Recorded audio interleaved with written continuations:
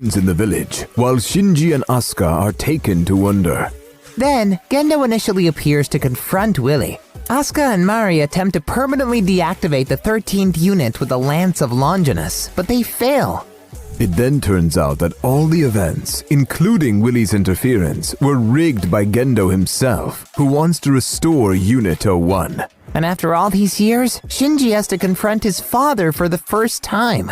While deciding the fate of the world. Shinji has to confront his father for the first time.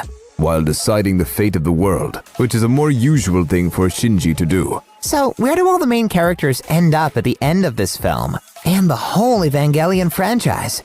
First of all, what happened to Asuka? In this film, there are thousands of replicas of her. No one knows whether Asuka has always had all these clones, or if they only appeared recently. But we know for sure that in the Rebuild series, she had multiple clones until the end. There was even a moment of frank conversation between Asuka and her original. And also, her surname was replaced by Shikinami, similar to Rei's Ayanami. This time, viewers finally saw her take off her blindfold. Just in case you forgot, Asuka wore a blindfold after the events of the second film, when an angel was sealed in her eye. But when the battle with Gendo comes in the last film, she takes off the blindfold and receives angelic power. Loses to Gendo. But that's not the end of the story. We'll get back to that later. Because there is also Rei's ending. What happened to her? Instead of going with Asuka and Shinji, she stays in the human village, where she works in the fields, watches the cats, and generally learns the world of human emotions. Yes, she even learns the words good morning, good night, thank you, and goodbye. But unfortunately, outside of Nerve, she cannot exist for long, so she just explodes, almost like a dead battery. This is not the first or the last time that, while watching a film, you don't understand what is happening, but you are sad because of what you saw. Yet, just as for Asuka, that's not the end of Rei's story, and the best part of the movie is yet to come, because, as we've already said, in Evangelion 3.0 and 1.0, Shinji finally has to sort things out with his dad. Throughout the first half of the film, as usual, quite amorphous. From this state, and by his conversations with others, and an attempt to understand what is happening in the world, he gradually begins to deduce things. For example, after talking with Misato and Kaji, and also with Toji and Hikari, who are married, Shinji, little by little, begins to change his attitude towards the world. At first, he was shocked by how changed the world was.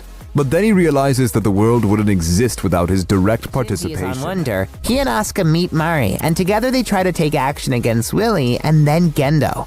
At this moment, Gendo was trying to restore Unit 01, and he also transcended from humanity by using Nebuchadnezzar's key.